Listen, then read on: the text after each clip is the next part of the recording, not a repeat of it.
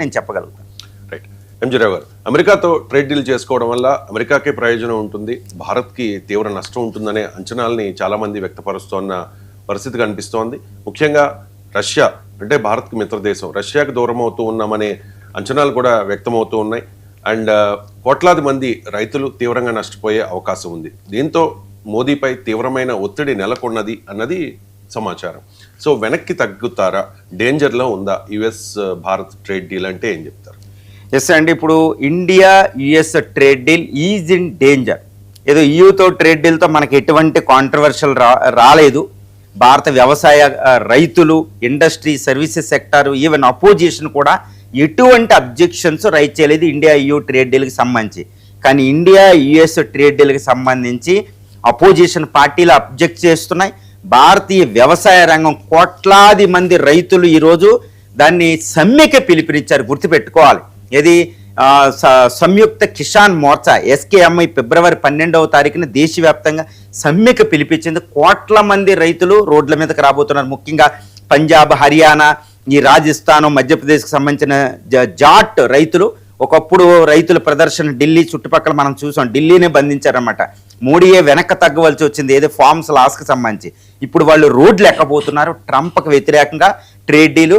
ముఖ్యంగా Indian commerce minister Piyush Goyal resign చేయాలని వాళ్ళు డిమాండ్ చేస్తున్నారంటే పరిస్థితి ఎంత వరకు వెళ్ళిందో చూడండి. అంటే తీవ్రమైన వ్యతిరేకత ఇండియా యుఎస్ ట్రేడ్ డీల్కి ఉంది. కాబట్టి అది ట్రేడ్ డీల్ డేంజర్లో ఉంది. ఎందుకంటే వ్యవసాయ రంగం రైతులు, కోట్ల మంది రైతులు వ్యతిరేకిస్తే ఏ ప్రభుత్వం కూడా ముందుకి స్టెప్ వేయలేదు. అది చాలా కష్టమైపోతుంది. కాబట్టి ఇండియా యుఎస్ ట్రేడ్ డీల్ చాలా డేంజర్లో ఉంది. అయితే నేను చెప్తాను, పీయూష్ గోయల్ కూడా ఇప్పుడు పంజాబ్, హర్యానాకి సంబంధించిన రైతు కార్మిక సంఘాలను ఆయన మీట్ అయ్యాడు. కానీ వాళ్ళు కన్విన్స్ అవ్వలేదు. ఫిబ్రవరి 12వ తారీఖున సమ్మె జరుగుతుంది. ఎందుకు ఇది జరుగుతుంది, ట్రేడ్ డీల్ ఎందుకు ప్రాబ్లం ఉంది, ముఖ్యంగా ముందు వ్యవసాయంలో ఎందుకు వ్యతిరేకత వచ్చిందంటే రైతుల్లో అక్కడ $500 బిలియన్ భారతదేశం దిగుమతి చేసుకోబోతుందని ట్రంప్ తన ట్రూత్ సోషల్లో ప్రకటించాడు. అందులో అగ్రికల్చర్ అనేది ఉంది. మరి అగ్రికల్చర్ ప్రొడక్ట్స్ అసలు అవసరమే లేదు. India is a surplus country అండి. ఎక్సెప్ట్ సమ్ పల్సెస్, పప్పు ధాన్యాలు, తర్వాత ఎడిబుల్ ఆయిల్ మినహాయిస్తే భారతదేశం ఏ అగ్రికల్చర్ ప్రొడక్ట్స్ మనం దిగుమతి చేసుకోవాల్సిన అవసరం మనకు లేదు. మిగిలిన అన్ని మనం ఎక్స్పోర్ట్ చేసే దశలో ఉన్నాం. మరి ఎందుకు దిగుమతి అంటే డైరీ ప్రొడక్ట్స్ చేసుకోవాలి. భారతదేశం ప్రపంచంలో అతిపెద్ద పాల ఉత్పత్తిదారు. కాబట్టి భారతదేశం ఒకవేళ పాల ఉత్పత్తుల్ని దిగుమతి చేసుకుంది అనుకోండి, ఇండియా డైరీ ఎక్కడ డెవలప్ అవుతుంది, ఆగ్రో ప్రాసెసింగ్ ఎక్కడ డెవలప్ అవుద్ది. కాబట్టి ఇది against of Indian agriculture system అనమాట. రెండు, అక్కడ నుంచి milk, veg, non veg milk, అది ఇంకా క్లారిటీ రాలేదు. నాన్ వెజ్ మిల్క్ వస్తే మనకి తిరుపతిలో లడ్డూలే ఉంటుంది అనమాట వ్యవహారం ఇప్పుడు అక్కడ. అంటే ఇండియా యూఎస్ ట్రేడ్ డీల్ అంటే తిరుపతి లడ్డు కల్తీలే తయారైంది. ఎందుకంటే అక్కడ నాన్ వెజ్ మిల్క్ అనేది ఒకటి ఉంటుందండి. యునైటెడ్ స్టేట్స్ ఆఫ్ అమెరికాలో జంతు పదార్థాల నుంచి మిల్క్ తయారు చేస్తారు. మరి భారతదేశంలో మిల్క్ అంటేనే శాకాహారం, మరి అపవిత్రం అయిపోతుంది మన రిలీజన్కి, మన సంస్కృతికి, అన్నిటికీ విరుద్ధం అనమాట. ఎక్కువ శాకాహారులు నివసిస్తున్న దేశం. మిల్క్లో మళ్ళీ veg milk, non veg milk అని బోర్డులు పెట్టాలి ఇప్పుడు ఇండియాలో, యుఎస్లో ఉన్నట్టు. చాలా ప్రమాదంలో పడిపోతుంది. మరి దానికోసం క్లారిటీ లేదు. రెండు, అగ్రికల్చర్ ప్రొడక్ట్స్లో అమెరికా ఏంటంటే ఈవెన్ పల్సెస్, మనకి ఎడిబుల్ ఆయిల్స్ అవసరమే. అక్కడ నుంచి పప్పు ధాన్యాలు మనం సోయాబీను, కొన్ని రెడ్ గ్రామ్ ఇలాంటివి మనం తెచ్చుకోవచ్చు, కందిపప్పు, మినపప్పు లాంటివి అక్కడ పండుతాయి. కానీ ఆ పదార్థాలు ఇక్కడికి ఇండియాకు వస్తే చాలా చాలా పెద్ద ప్రమాదం. ఎందుకంటే వాళ్ళు green box, grey box, yellow box, white బాక్సులు అంటే ఎన్నో సబ్సిడీలు ఇచ్చేస్తారు. అక్కడ ఉత్పత్తి ఏంటంటే భారతదేశంలో ఉత్పత్తి $100 చేస్తే, ఒక కిలో $100 ఉత్పత్తి చేస్తే భారత రైతు అక్కడ కిలో $10 ఉత్పత్తి చేస్తారు. మిగిలిన $90 అమెరికా ప్రభుత్వం భరిస్తుంది. కాబట్టి వాడు $40 అమ్మేస్తాడు. $100 మన మార్కెట్లో ఉన్నదాన్ని $40 అమ్మేస్తాడు. ఇంకా ఇండియన్ అగ్రికల్చర్ సిస్టమ్ అంతా కొలాప్స్ అయిపోద్దండి. ముఖ్యంగా మహారాష్ట్ర, మధ్యప్రదేశ్ పప్పు ధాన్యాలు పండించే మధ్యప్రదేశ్, మహారాష్ట్ర, తెలంగాణ, రాయలసీమ ఆల్రెడీ వీళ్ళు చాలా ఆపదలో ఉన్నారు. ఆ ప్రాంత రైతులు వాళ్ళు విపత్తు ఎదుర్కొంటారు. అంటే కోట్ల మంది రైతులు జీవితాలు అన్ని, లైవ్లీహుడ్స్ అన్ని పాడైపోతాయి అనమాట. అంటే ట్రంప్ భారత వ్యవసాయ రంగం మీదే కక్ష కట్టాడు ఇప్పుడు. అందుకే రైతుల్లో ఈ భయాందోళనలు. ఇప్పుడు భారత ప్రభుత్వం, పీయూష్ గోయల్ కామర్స్ మినిస్టర్ చెప్పినా వినే పరిస్థితుల్లో, కన్విన్స్ అయ్యే పరిస్థితుల్లో భారతీయ రైతులు లేరు. ఎందుకంటే ఏ అగ్రికల్చర్ ప్రోడక్ట్ ఇండియాకు వచ్చినా డేంజరే. భారత ప్రభుత్వం క్లారిఫై చేస్తుంది, పార్లమెంట్లో చెప్తుంది, బయట చెప్తుంది, ప్రెస్ కాన్ఫరెన్స్లో చెప్తున్నారు, అందరూ చెప్తున్నారు. ఏమని? ఈవెన్ అమెరికా కూడా క్లారిటీ ఇచ్చింది, భారత వ్యవసాయ రంగ రక్షణకి ఇందులో చర్యలు ఉన్నాయని. కానీ ఒక్కటి, భారత వ్యవసాయ రంగానికి ఎటువంటి దిగుమతులు కూడా అమెరికా నుంచి చేసుకోకూడదండి. ఇట్స్ అబ్జల్యూట్ ట్రూత్ అనమాట. ఏ ప్రొడక్ట్ వచ్చినా ఇండియాలో డేంజరే. ఎందుకంటే WTOను పక్కన పెట్టించాడు ఆయన. WTO ప్రకారం సబ్సిడీలు అన్ని వాళ్ళని వైలేట్ చేస్తూ ఇస్తే మన ఇండియన్ అగ్రికల్చర్కి వస్తాయి. కాబట్టి రైతుల్ని శాంతింపజేయడం అసంభవం ఇక్కడప్పుడు. కాబట్టి ఇండియా US ట్రేడ్ డీల్ ముందుకు వెళ్ళడం అనేది అసంభవం. ఎందుకంటే రైతులను సంతృప్తి చేయకుండా గవర్నమెంట్ స్టెప్ చేసే పరిస్థితి ఇక్కడ లేదు.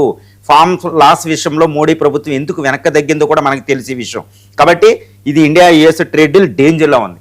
ఇక అపోజిషన్ పార్టీస్ కూడా వాళ్ళు ఏమంటున్నారు, ఇండియా US ట్రేడ్ డీల్ గత August 1, August 27 నుంచి పోస్ట్ పోన్ చేశారు. మరి ఇంత సడన్గా ఎందుకు చేశారు?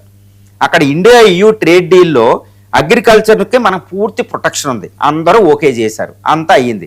మరి India EU trade deal agriculture protection ఉన్నప్పుడు same clauses India US trade డీల్కి ఎందుకు అప్లై చేయలేదు? అంటే ట్రంప్కి భయపడ్డారా అని అపోజిషన్ రూలింగ్ అనమాట. ఎందుకంటే అగ్రికల్చర్ ప్రొడక్ట్స్ రావడం అంటే ట్రంప్ కొంచెం లొంగినట్టే. కాబట్టి రెండో విషయం, ఈ విషయంలో కూడా ఇప్పుడు Epstein files, US security exchange commission అదానికి నోటీస్ ఇవ్వడం, ఇవన్నీ ఏంటంటే ట్రంప్కి లొంగారు అని రాహుల్ డైరెక్ట్ అటాక్ చేస్తున్నారు. కాబట్టి అది చాలా పెద్ద క్రిటిసిజం అయిపోయింది. కాబట్టి ఇండియా US ట్రేడ్ డీల్ డేంజర్లో ఉంది. ఇక మూడో విషయం ఏంటంటే ఈవెన్ పుతిన్ కూడా మనం భారతదేశానికి దూరం అయ్యే పరిస్థితి ఇక్కడ వచ్చింది. ఎందుకంటే 33% ఆయిల్ మనం పెట్రోలియం ప్రొడక్ట్స్ మనం రష్యా నుంచి తెచ్చుకుంటున్నాం. కానీ ట్రంప్ భారత సార్వభౌమత్వానికి సంబంధించి ఒక స్టేట్మెంట్ ఇష్యూ చేశారు. అదేంటి, భారతదేశం రష్యా నుంచి ఆయిల్ తెచ్చుకోదు, నేను కొనమన్నా వెనిజులా నుంచి కొంటది, నేను కొనమన్నా అమెరికన్ కంపెనీస్ ఉంటుంది కొంటదని. అంటే భారతదేశం ఎవరి నుంచి కొనాలో నిర్ధారించే హక్కు ట్రంప్కి ఎవరిచ్చారు అనేది క్రిటిసిజం పెరిగింది. ఇప్పుడు వరకే ట్రంప్కి ఎదురొడ్డి నిలబడింది మోడీ అనేది ఇప్పుడు ప్రపంచవ్యాప్తంగా ఉంది, ఇండియా వ్యాప్తంగా ఉంది ఇది. కానీ ఇప్పుడు ట్రంప్ చెప్తే మనం ఎవరి నుంచి ఆయిల్ కొనాలో. కానీ ఒక్కటి గుర్తుపెట్టుకోవాలి, ఇండియా రష్యా రిలేషన్స్ అనేవి చాలా శక్తివంతమైనది. రష్యా రిలేషన్స్ ఇండియాకి చాలా చాలా అవసరం.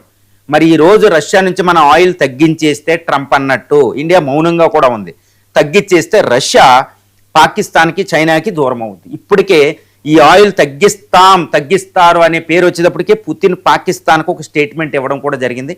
ఎందుకంటే ఇస్లామాబాద్లో బాంబు దాడి అవుతే దానికి టెర్రరిజం కోఆపరేట్ మీకు ఆఫర్ చేశారు పుతిన్ గారు. అంటే పాకిస్తాన్ని బ్యాలెన్స్ చేస్తారు. అంటే పుతిన్ని రష్యాని దూరం చేసుకోవడం అనేది ట్రంప్ పెద్ద దెబ్బతీస్తున్నాడు. ట్రంప్ యొక్క పెద్ద కుట్ర ఏంటంటే రష్యా నుంచి ఇండియాని దూరం చేయడం. ఆయన వచ్చిన కాడ నుంచి అదే పని. ఇప్పుడు ఈరోజు అది సక్సెస్ అవుతున్నారు. కాబట్టి ఇండియా US ట్రేడ్ డీల్కి చాలా చాలా వ్యతిరేకత, చాలా డేంజరస్ ఉన్నాయి. అక్కడ ఇండియా EU ట్రేడ్ డీల్కి ఎటువంటి ప్రాబ్లం లేదు. కాబట్టి ఇండియా EU ట్రేడ్ డీల్ పట్టాలకి ఎక్కడం అనేది చాలా చాలా కష్టం అనేది ఇక్కడ అర్థమైపోతుంది. మరి భారత ప్రభుత్వం కూడా క్లారిటీ ఇచ్చే పరిస్థితి లేదు. ముఖ్యంగా రైతులు, కోట్ల మంది రైతులు, 55% భారత జనాభా, 45% భారతీయ వ్యవసాయ భారత కార్మిక జనాభా దాని మీద ఆధారపడి ఉన్నారు. అంటే ఆఫ్ ఇండియా అగ్రికల్చర్ సెక్టర్ ఉంది. మరి వాళ్ళకి ద్రోహం చేసే విధంగా యుఎస్తో ట్రేడ్ డీల్ చేసుకోవాల్సిన అవసరం మనకు ఉందా? జీసీసీతో చేసుకుంటాం, వేరే దేశాలతో చేసుకుంటాం, యూతో చేసుకుంటాం, జపాన్, మెర్క్యూసర్తో చేసుకుంటాం, ఆఫ్రికాతో ట్రేడ్ ఇంప్లిమెంట్ చేసుకుంటాం. మరి భారతీయ రైతులకి ఆపద జరిగి ఇప్పటికే భారత ప్రభుత్వం దారుణమైన పరిస్థితి అండి. ఎందుకంటే మొదటి పంచవర్ష ప్రణాళిక 1951-56 మినహాయిస్తే భారతదేశం వ్యవసాయ రంగానికి స్పెండ్ చేసేది ఎప్పుడూ తగ్గిపోయిందనమాట. అప్పుడు సుమారు 45% నిధులు 1951-56లో, అప్పటి నుండి ఇప్పుడు భారత ప్రభుత్వం వ్యవసాయ రంగానికి బడ్జెటరీ కేటాయింపులు 10% కంటే దిగువ ఉన్నాయి. అంటే ప్రభుత్వాలు వ్యవసాయాన్ని వదిలేశాయి. ఇది ప్రైమ్ మినిస్టర్లో ఒప్పుకున్న విషయం. ఆర్థిక సంస్కరణల యుగంలో ఎవ్వరు కూడా వ్యవసాయ రంగానికి ప్రాధాన్యత ఇవ్వరు, వాళ్ళే ఒప్పుకున్నది, ది కన్ఫెస్డ్. మరి వ్యవసాయ రంగాన్ని వాళ్ళ కోసం ప్రకృతికి వదిలేసినప్పుడు కనీసం మీరు రక్షణ చర్యలు తీసుకోవాలి కదా. కనీసం ఇండియా యుఎస్ ట్రేడ్ డీల్ కోసం భారత వ్యవసాయ రంగాన్ని మళ్ళీ ప్రతి విషయంలో వ్యవసాయమే బలి అవ్వాలా? ఈ trade, manufacturing sector, services sector కోసం వ్యవసాయ రంగాన్ని ఎలాగో వదిలేశారు, మళ్ళీ ట్రంప్ కూడా బలి ఇవ్వాలా? This is what the criticism అండి. ఈ క్రిటిసిజం ఈ భారత ప్రభుత్వం మాత్రం ఈ విషయంలో అట్టర్ ఫెయిల్యూర్ అని చెప్తాను. ఎందుకంటే భారత రాజ్యాంగంలో సోషల్ జస్టిస్ అనేది అగ్రికల్చర్ లేకపోతే ఈ సమ్మిళిత అభివృద్ధి జరగదు, ఇంక్లూజివ్ గ్రోత్ రేట్ జరగదు, సస్టైనబుల్ జరగదు, డెవలప్మెంట్ జరగదు. కేవలం గ్రోత్ కోసం ఇండియా యుఎస్ ట్రేడ్ డీలే. మరి అభివృద్ధి ఎవరికి ఇస్తారు? సమ్మిళిత అభివృద్ధి ఎవరికి ఇస్తారు? సుస్థిరత అభివృద్ధికి ఇస్తారు. అది లేకపోతే భారతదేశ వ్యవసాయ రంగం ఏమవ్వాలి? కాబట్టి ఇండియా యుఎస్ ట్రేడ్ డీల్ని వ్యవసాయ రంగానికి అబ్జల్యూట్గా ట్రంప్ నుంచి మనం ఏమీ తెచ్చుకోకూడదు. It's my opinion as well అండి, మై ఒపీనియన్, నా అభిప్రాయం కూడా. ఒకవేళ అగ్రికల్చర్ కోసం ట్రంప్ పట్టుబడితే ఆ ట్రేడ్ డీల్ మనం క్యాన్సిల్ చేసుకోవాలి. ఇంకో 6 నెలలు ఆయనే దారికొస్తాడు. ఎందుకంటే ఇండియా మార్కెట్ని ట్రంప్ వదిలే పరిస్థితి లేదు. అమెరికా కూడా అమెరికాకి ఇండియా ఎక్కువ అవసరం, ఇండియాకి అమెరికా అవసరం చాలా చాలా తక్కువ ఈ విషయంలో అయితే. కాబట్టి అగ్రికల్చర్ని primarily you have to protect our agriculture system. అందుకనే ఇండియా యూఎస్ ట్రేడ్ డీల్ ఇలాంటి ప్రొవిజన్స్ ఉంటే దాన్ని క్యాన్సిల్ చేయడమే ఉత్తమం. మనం ఇండియా EU వేరే దేశాలతో ట్రేడ్ డీల్తో దాన్ని మేకప్ చేసుకోవచ్చు. ఎంజీ రావు గారు,